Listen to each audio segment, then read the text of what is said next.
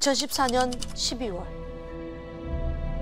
동네 사람들이 예배도 보고 친목도 쌓는 평범한 교회가 하나 있습니다.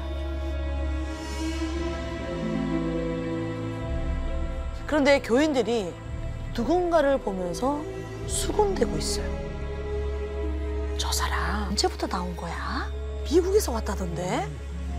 아는 사람이 아무도 없대. 교인들의 관심을 한몸에 받는 이 사람, 바로 이 이야기의 주인공 김여인입니다. 이 김여인은 20살짜리 아들 그리고 18살짜리 딸을 데리고 하늘에서 정말 뚝 떨어진 것처럼 어느 날 갑자기 나타난 사람이었습니다. 그런데 이 김여인의 아들, 딸들이 성격이 너무너무 좋은 거예요.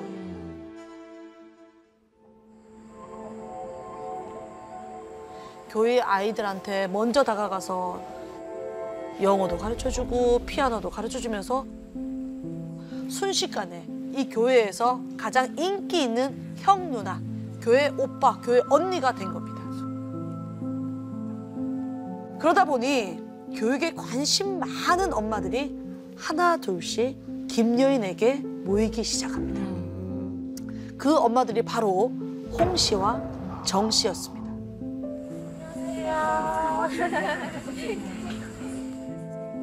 미국에서 오셨다면서요? 거긴 애들 키우기 어때요?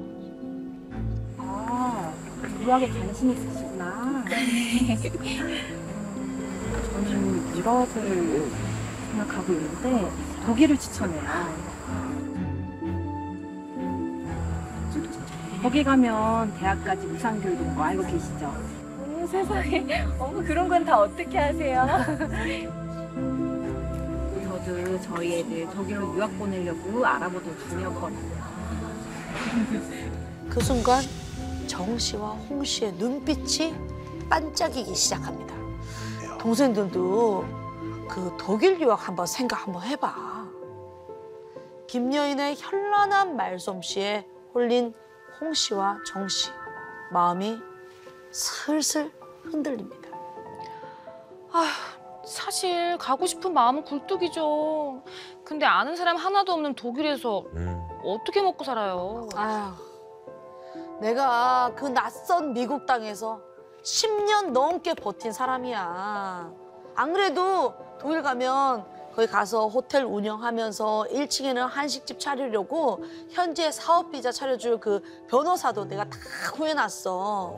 말이 나올 거네. 그리고 김여인은 홍 씨랑 그 정 씨에게 뭔가를 슬쩍 보여줘요.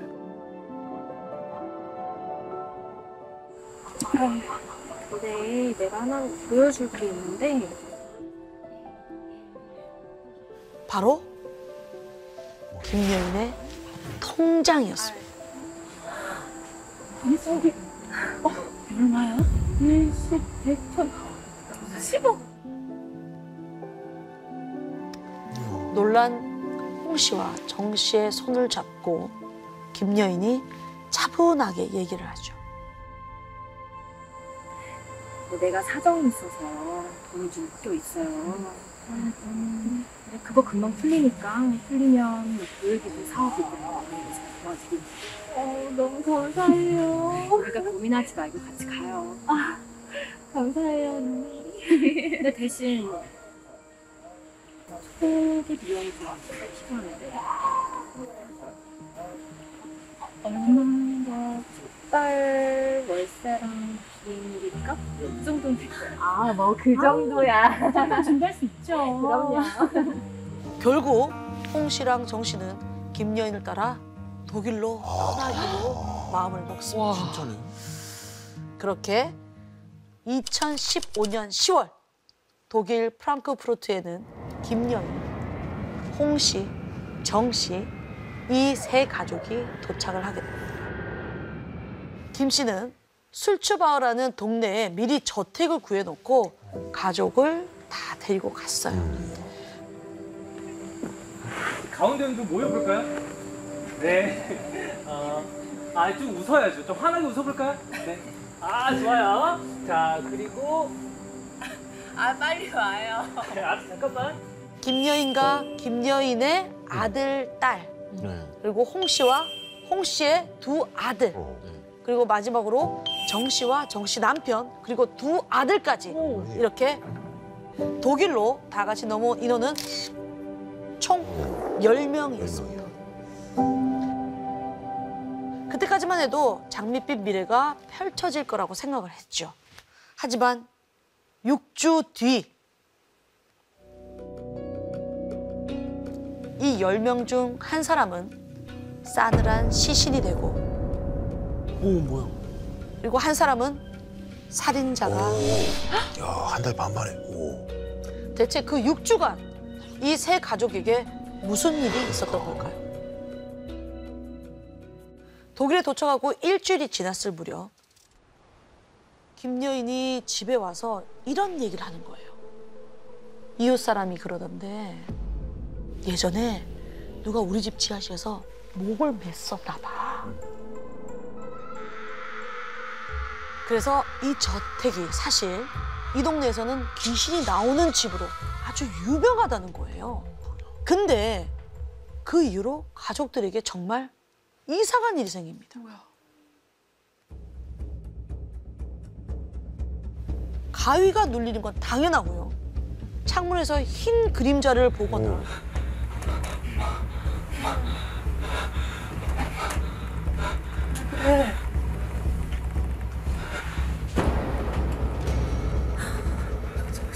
저게 뭐야? 너도 나도 벽에서 핏물이 흘러내리는 현상을 봤다는 겁니다. 그 후로 비극이 시작됩니다.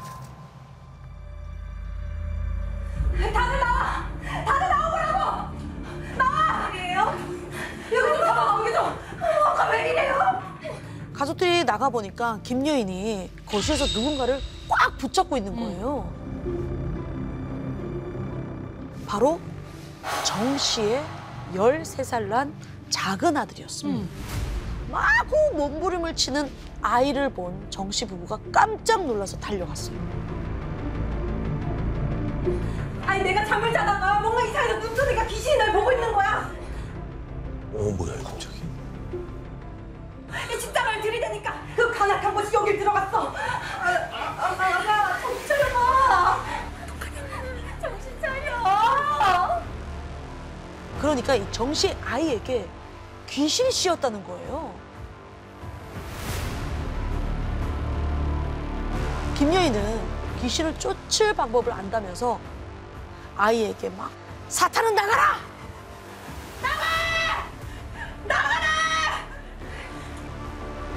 하지만 김여인의 지시대로 퇴마를 하겠다며 소금을 뿌리고 온 가족이 돌아가며 아이의 등을 때렸는데도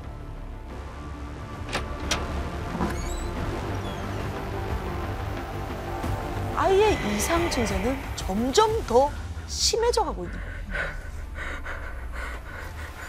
결국 김여인은 가족들을 모으고 이렇게 선언합니다.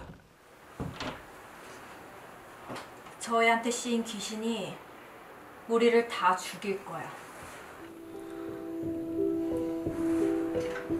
한국으로 보내.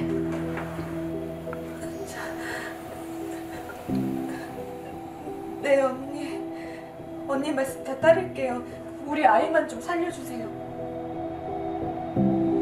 결국 정 씨는 작은 아들을 한국으로 보내게 됩니다.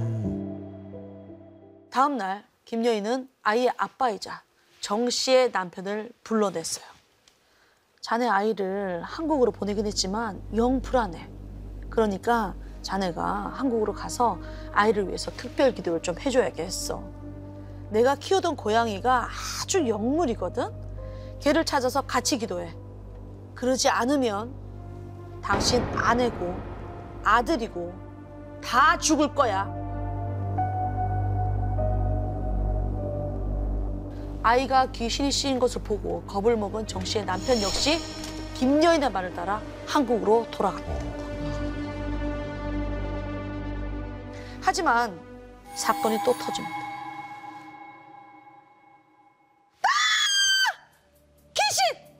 귀신이야! 귀신이 들렸어!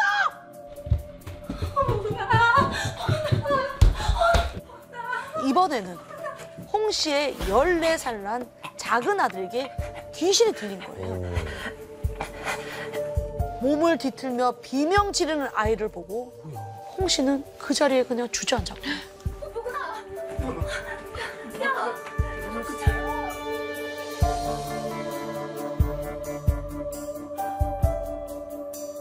그 아이도 곧 한국으로 돌려보내지게 됩니다.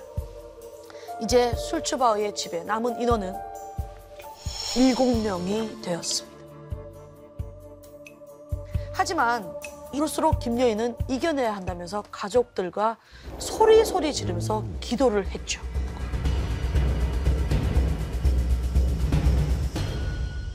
김여인이 목격한 귀신과 귀신이 씌인 아이들의 이상 행동. 정말 독일 슐츠바우의 저택에 귀신이 들린 걸까요? 그렇게 다들 겁에 질린 채 지내던 중 김여인에게 갑자기 전화가 옵니다.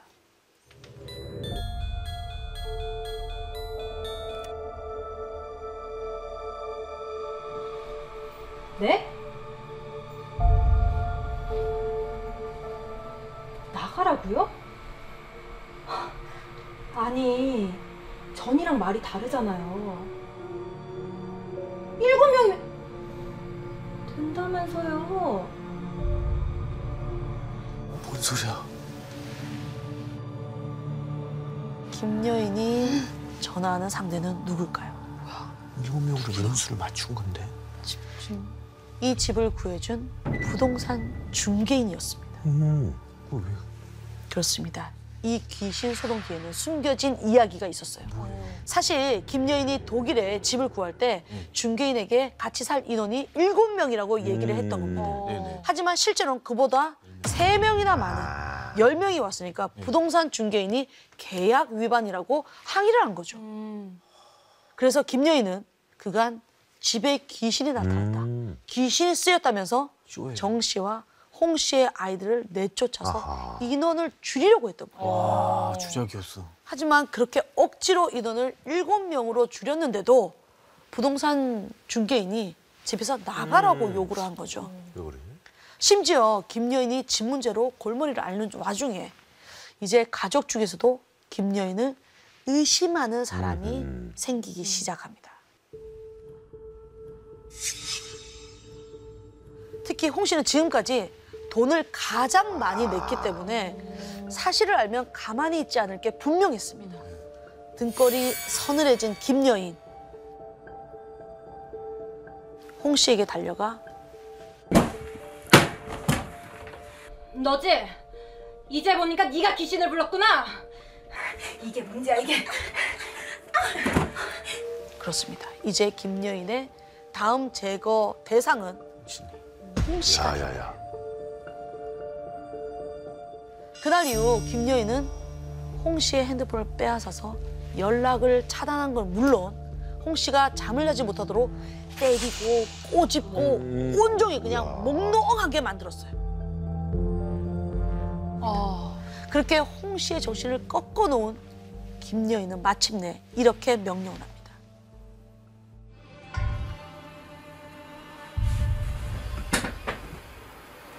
너 이제 나가. 영영 돌아오지 마. 너한테 씌인 귀신이 너무 강력해서 한국으로도 못 보내줘. 너 혼자 여기서 거지처럼 살든지 흔적 없이 죽든지 알아서 해!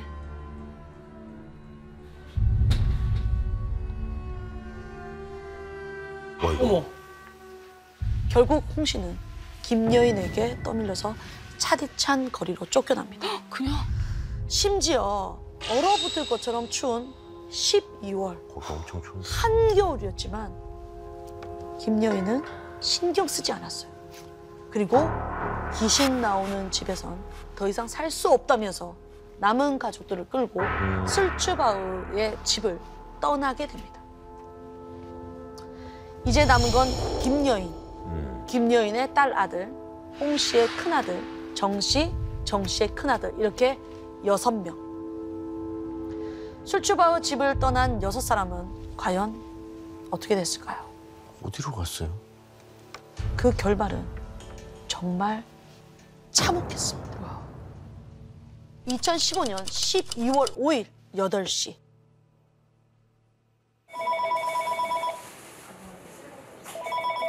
프랑크푸르트에 사는 한인 목사는 이상한 전화를 한 통 받게 됩니다. 목사님, 저 기억하시죠? 저 김여인이에요. 지금 우리 가족이 묵는 호텔로 와주실 수 있을까요? 전화를 건 건 바로 김여인이었죠. 전화를 받고 호텔로 달려온 목사. 그는 그 방에서 무엇을 봤을까? 뭘 봤죠? 바로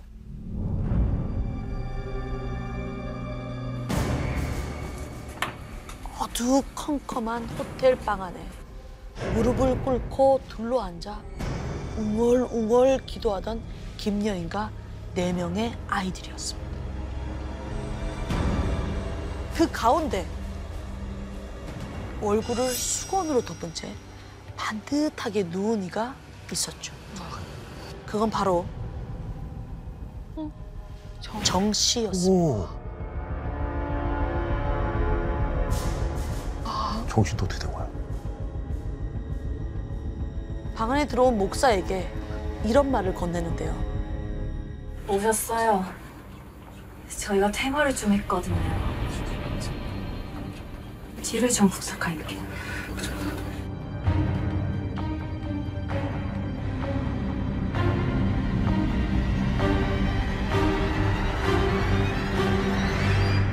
뒤를 부탁한다. 사실 누워있던 정 씨는 이미 사망한 상태였던 것입니다. 김여인은 정 씨마저도 귀신이 들렸다고 주장하면서 몇 시간에 걸쳐 퇴마를 빙자해 정 씨를 구타했고요. 결국 숨지게 만들었던 겁니다.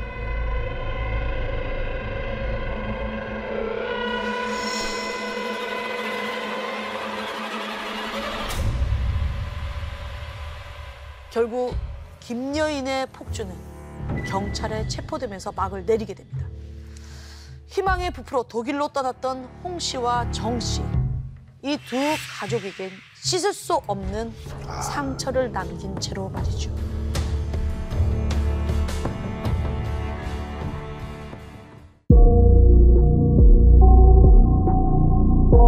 이번 사연은 서울시 구로구에 살고 계신 김소연 님이 보내주셨는데요.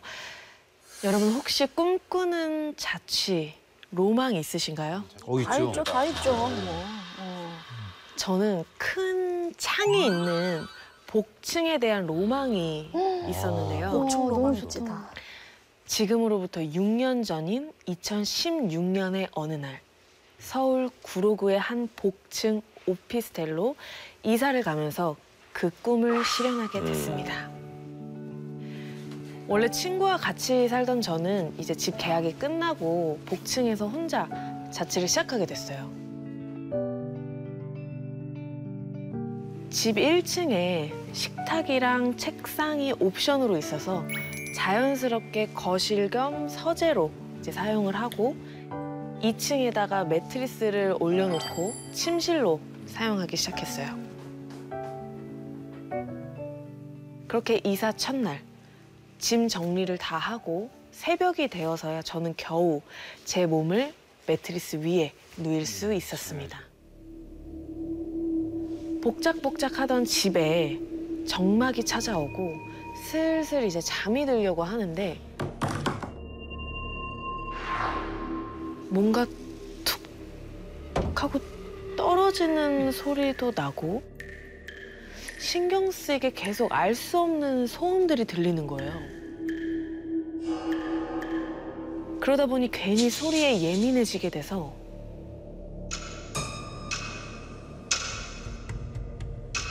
이 시계 소리도 오늘따라 더 크게 들리는 것 같았죠. 하루 종일 이사하느라 몸은 지쳐 있는데 또 잠들려고 하면 그 소음 때문에 또 깨고 이 상황이 계속 반복되다 보니까 저도 점점 짜증이 나기 시작했어요. 그런데 그때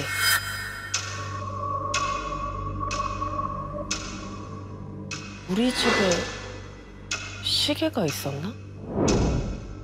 응? 왜? 생각이 드는 거예요. 와, 맞죠? 전에 살던 세입자가 시계를 혹시 두고 갔나? 아니면 혹시 내가 잊고 있었던 시계가 집에 있는 건가?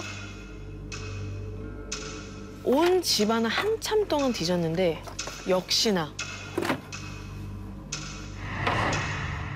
아무것도 나오지 않았습니다. 어디서 나는 소리야? 다음 날 남자친구를 만난 저는 전날 밤에 있었던 이야기를 했어요. 복층이라서 방음이 안 되나? 아니 어제 자는데 이상한 소리가 너무 들리는 거야. 소리? 무슨 소리? 아, 이게 시계 소리가 자꾸 들리는데 내가 집을 다 뒤져봤는데 시계는 없고 소리는 계속 나고. 아 이상해. 너무 무서워.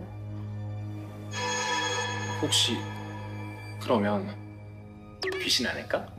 귀신이 시계 소리 잘 낸다던데? 아 하지 마. 나 진짜 무섭단 말이야.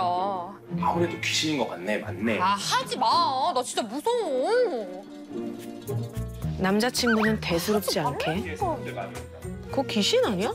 왜 무섭게 그래? 하면서 저를 놀리기 시작하는 거예요. 그 말을 듣고 어떻게 혼자 그 집에서 잘 수 있겠어요. 결국 남자친구가 저희 집에서 며칠 동안 같이 있어주기로 했죠. 맞아, 올라가자. 그렇게 집들이 겸 맛있는 것도 차려 먹고 영화도 보고 어젯밤에 무서운 일은 잊고 남친과 함께 즐거운 저녁 시간을 보냈어요.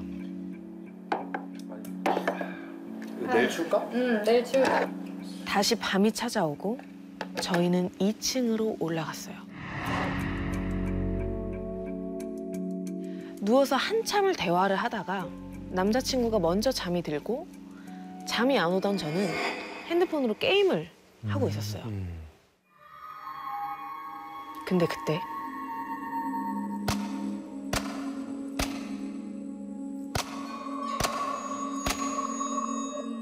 어디선가 들려오는 알 수 없는 착착착 소리. 시계들.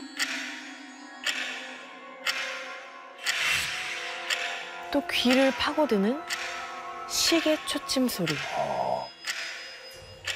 도대체 어디서 나는 소리인지 제대로 들어보자 싶어서 이 게임을 멈추고 가만히 귀를 기울이자 그 소리도 거짓말같이 잠잠해지는 거예요. 이놈을 돌아버려. 그런데 제가 부스럭부스럭 움직이면 또 귀신같이 들려오는 알 수 없는 그 소리들. 정말 미칠 것만 같았어요. 원우야. 원우야 일어나봐. 너 무슨 소리 못 들었어? 시계 소리랑 막 이상한 소리 났잖아.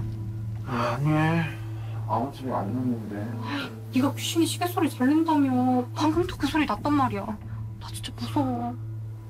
야, 있잖아. 걱정하지 마. 귀신이 어딨어. 떼깍. 오빠는 나도 이렇게 시계 소리 잘 내잖아. 떼깍. 남자친구가 치는 장난에 저도 긴장이 좀 풀렸고 결국 남자친구한테 꼭 안긴 채 다시 잠에 빠져들 수 있었습니다. 다음 날 아침 제가 먼저 일어나서 출근 준비를 했어요. 좀 부산스러웠는데도 남자친구는 한 번 깨지 않고 잘 자더라고요. 그렇게 출근해서 정신없이 일을 하고 있는데 남자친구가 아무래도 오늘 야근을 할 것 같다고 하더라고요. 그런데 그 다음 날은 장례식에 가야 한다고. 또 그 다음 날은 회식이 생겼다고 못 온다는 거예요. 피하는 건가?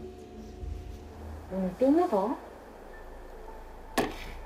괜히 귀찮으니까 거짓말하는 거 아니야? 계속 여러 가지 핑계를 대면서 저희 집에 오는 걸 꺼리는 게 보이더라고요. 뭐야 이거. 남친 마음이 좀 변했나 싶으면서 저도 짜증이 좀 나는 거예요. 그러던 어느 날 잠이 안 올 때 자주 듣던 동화 오디오북을 1층 컴퓨터에 틀어놓고 깊은 산 속에 꼬부랑 할머니가 살았어요. 2층으로 올라와서 누웠어요. 여름날 말소리를 들으면서 노곤노곤 잠에 빠져들었습니다. 한 고랑을 메고는 그런데 한 2시간쯤 잤나?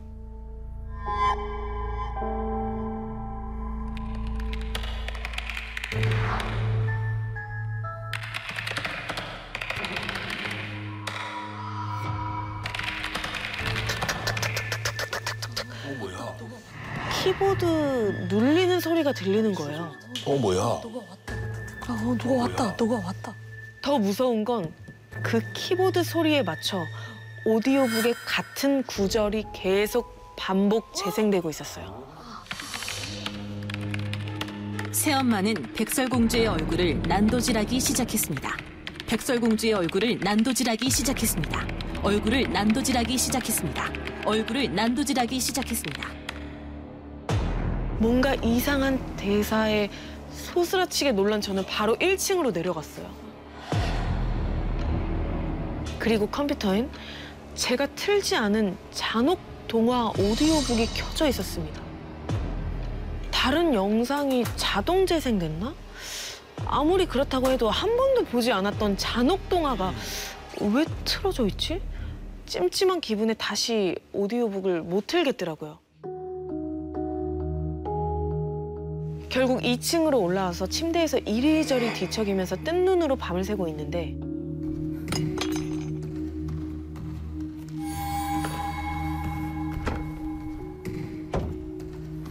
그리고 째깍째깍 시계 소리가 들렸어요.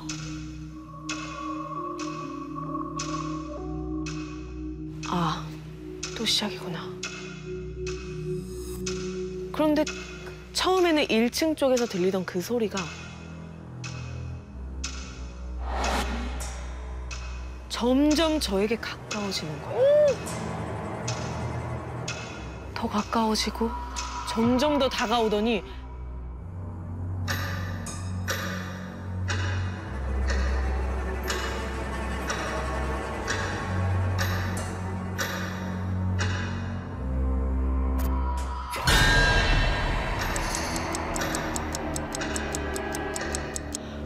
복층 난간 사이에 턱을 이렇게 개고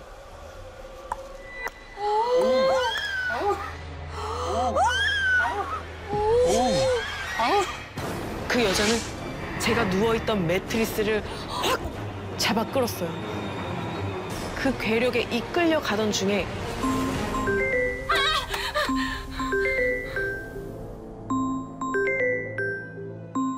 전화벨 소리를 듣고 잠에서 깼습니다. 꿈이네. 다행이다. 다행이다. 꿈이다, 꿈. 전화기를 보자 남자친구에게서 전화가 걸려오고 있었습니다.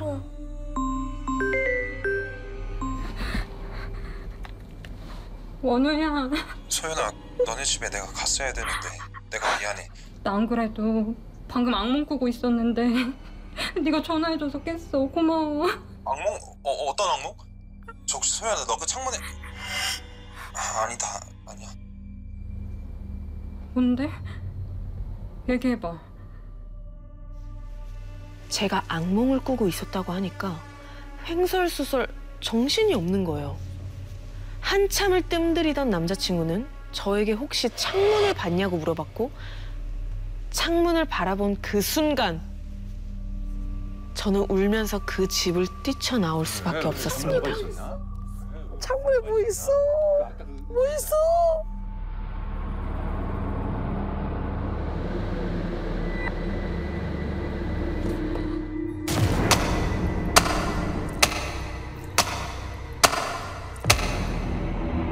사람이 닿을 수 없는 높이의 손바닥 자국이 사방으로 잔뜩 찍혀져 있었어요. 정신없이 잠옷 차림으로 뛰쳐나와 남자친구를 밖에서 만났을 때 너 어떻게 알았어? 나 사실 그날 봤었어. 저는 더 충격적인 이야기를 들었습니다. 남자친구가 저희 집에서 잤던 날 놀란 저를 재워주고 곧 본인도 잠이 들었대요. 네. 그런데 어디선가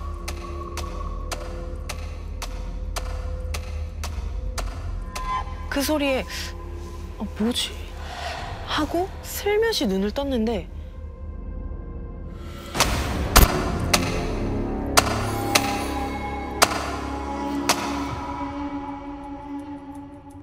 남자친구는 너무 놀라서 숨죽인 채로 이불을 덮어 쓰려고 하는데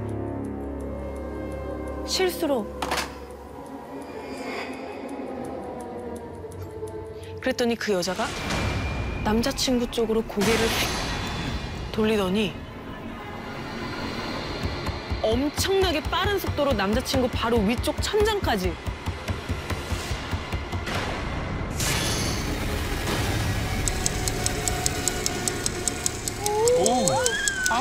그리고는 길다란 입을 찢어 활짝 웃으면서 꿈이야. 말하지 마.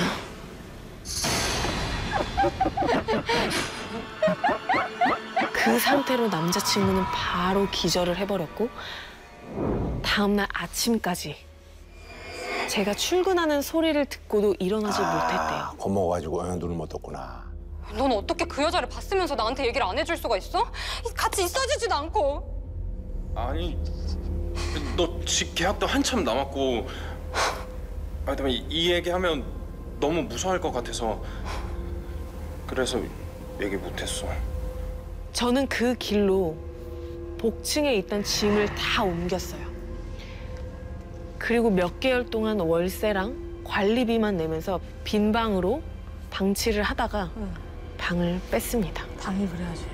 이 째깍째깍 시계 소리를 내며 절 주시하고 있었던 그 여자. 도대체 그 여자는 저에게 뭘 경고하고 싶었던 걸까요?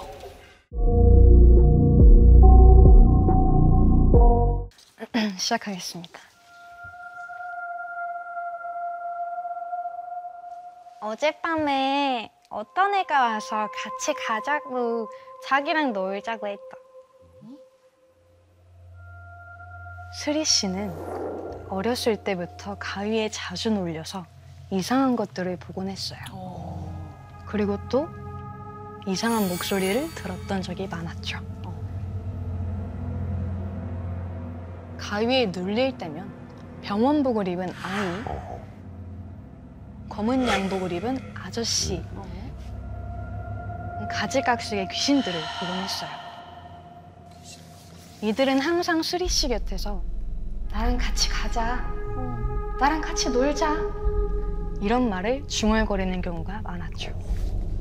어릴 때 가위가 뭔지도 몰랐을 뿐더러 내가 좀 많이 아파서 그런가 보다라고 생각을 했대요. 사실 수리 씨는 태어날 때부터 좀 심장이 좋지 않았거든요. 그래서 뛰는 건 물론이고 움직임이 좀 과격해질 때 자리에 주저앉아 움직일 수 없을 정도로 극심한 심장의 통증을 느끼기도 했어요. 수리 씨는 이제 점차 커가면서 내가 몸이 약해서 가위에 잘 눌리나 보다 어렸을 때부터 본 게 귀신이었구나 라는 걸 깨닫게 됐대요. 그러던 어느 날 수리 씨가 고등학생이 되었을 때 수리 씨네 가족은 충청남도 천안의 한 아파트로 이사를 가게 됐대요. 여기다. 수라, 들어가자. 그곳은 햇빛이 좀 안 들어서 단지 안도 좀 어두컴컴하고 게다가 이제 복도식 아파트여서 밤이 되면 길게 늘어선 어두컴컴한 복도가 왠지 음산한 기운을 풍기기도 했대요. 여기다.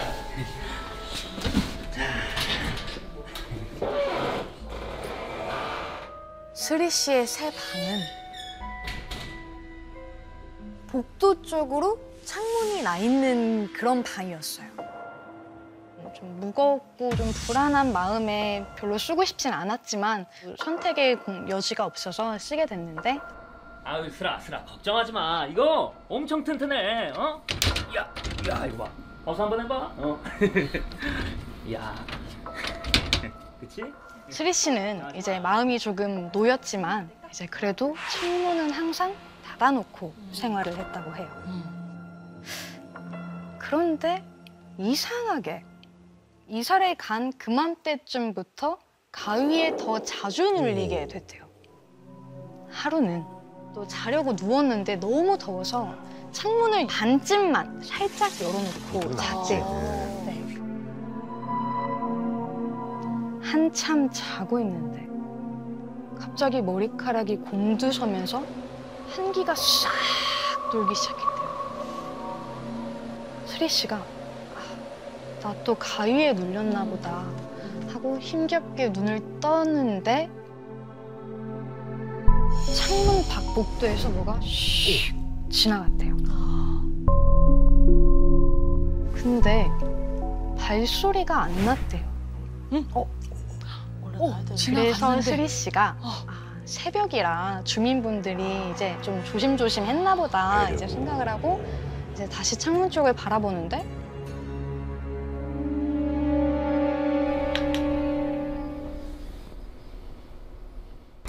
긴 머리가 마구 헝클어진 어떤 여자가 서서는 수리 씨 방 쪽을 바라보고 있는 거예요.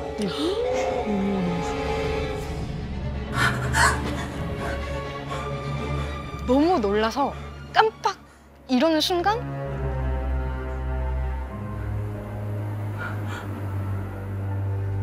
아무것도 없었대요. 사라져.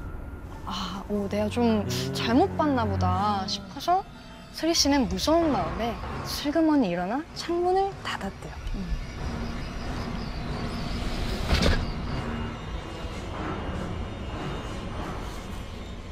그러고 다시 이불에 누웠대요.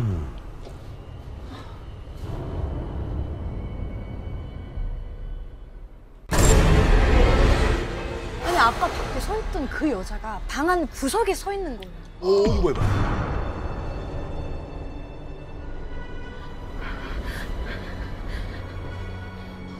그 여자는 새빨간 원피스에 드러난 팔다리는 딱딱하게 굳어있는 시체 같아 보였대요. 그런데 그 송장 같은 팔다리와 대비되게 손톱에는 시뻘건 매니큐어가 칠해져 있던 거예요.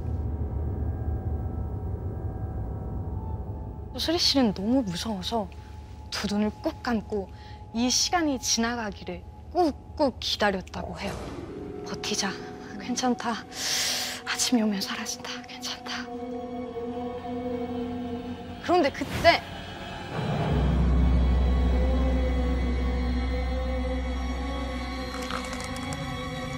뭔가 세게 긁는 듯한 이상한 소리가 들리는 거예요. 수리 씨는 너무 소름이 끼쳐서 그 소리에 저절로 눈이 떠졌어요. 그 여자는 여전히 그 구석에서 수리 씨를 노려보고 서 있는데 턱이 좌우로 움직이고 있었어요. 귀신이 이를 갈았어. 야 이거. 소름 끼쳐. 소름 돋는다. 그 여자는 마치 이라도 갈지 않으면 못 견디겠다는 듯이 분노에 가득 차서 아주 강하게 있는 힘껏 턱을 움직이고 있었던 거예요. 수리 씨는 심장이 너무 빨리 뛰어서 숨이 막히고 답답해지기 시작했어요. 꼼짝도 못하고 그 여자와 대면을 하고 있는데 비틀, 비틀. 좁은 방 안에 또 다가오는 거야. 그 여자가 다가오기 시작했어요. 그리고 수리 씨를 몸쪽으로 완전히 다가오는 순간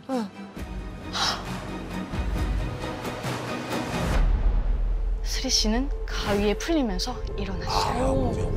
두려움 때문에 쏟은 땀이 이불을 축축하게 적시고 있었죠.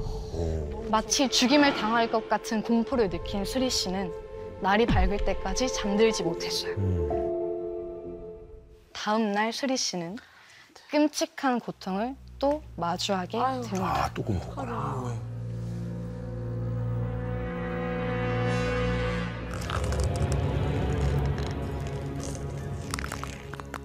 겨우 잠이 든 수리 씨 귀에 그 소리가 또 들리기 시작한 거예요.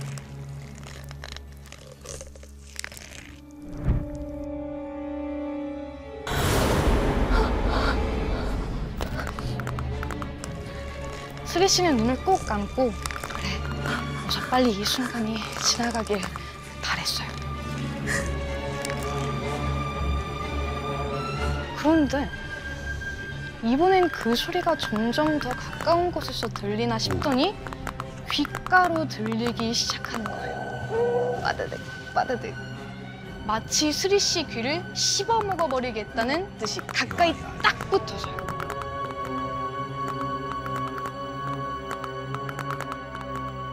그러다 어느 순간 뚝!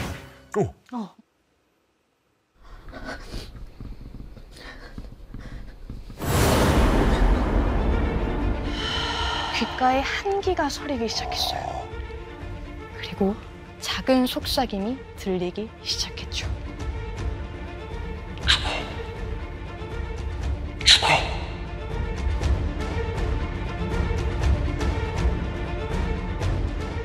그러더니 스리 씨를 덮고 있던 이불을 확 끌어당겨지는 느낌이 들었어요. 그리고 곧이어 마치 얼음덩어리가 닿은 것 같은 차가움이 팔에 느껴졌어요. 그 여자가 스리 씨 팔에 시체 같은 팔을 걸고는 그대로 확 일으켜서 방문 쪽으로 패대기 치듯이 끌고 가는 거예요. 그 여자 힘에 당겨져서 문과 벽에 몸을 부딪혔대요. 그렇게 쾅! 몸과 머리를 세게 부딪혔고 바로 그때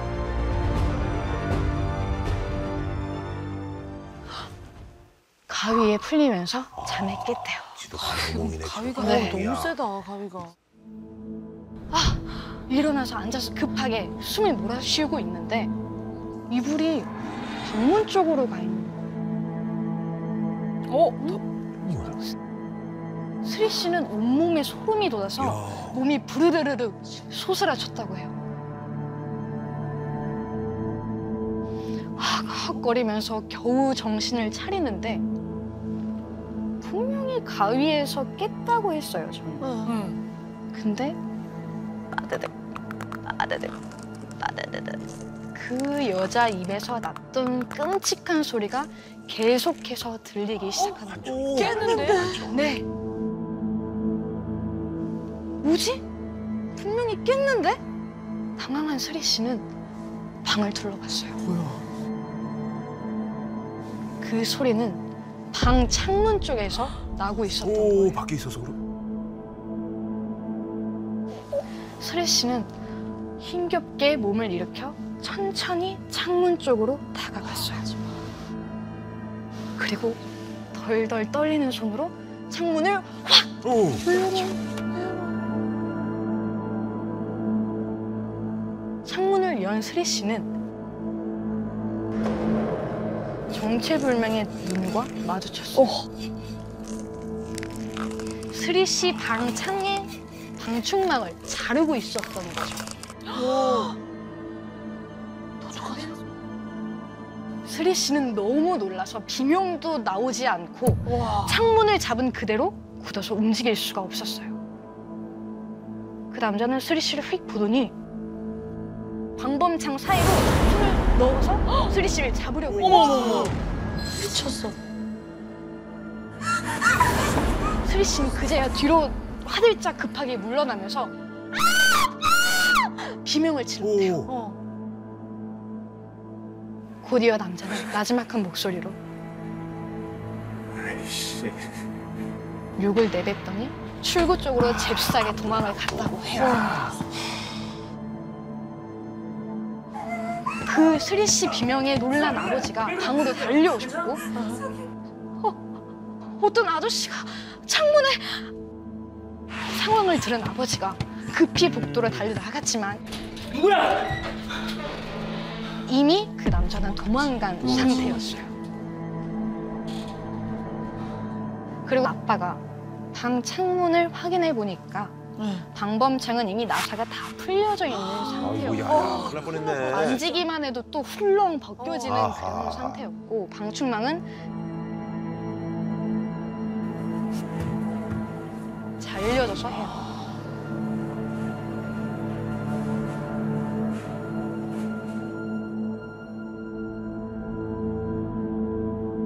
스리 씨는 온몸에 소름이 돋아서 다리에 힘이 풀려 그대로 주저앉았대요. 그리고 그제서야 가위에 눌릴 때 죽어! 라고 했던 그 여자의 말이 정확하게 떠올랐어요. 죽어. 자면 죽어. 그 여자는 스리 씨를 죽이려고 했던 게 아니라 깨우려고 했던 거였어요. 소신이었어.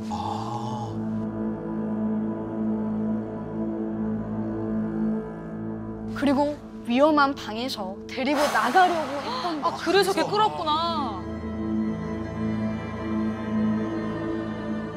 만약 그 여자가 스리 씨를 깨우지 않았더라면 그래서 아슬아슬하게 남은 방충망마저 자른 강도가 고은이 잠든 스리 씨 방으로 들어왔다면 과연 어떻게 됐을까요?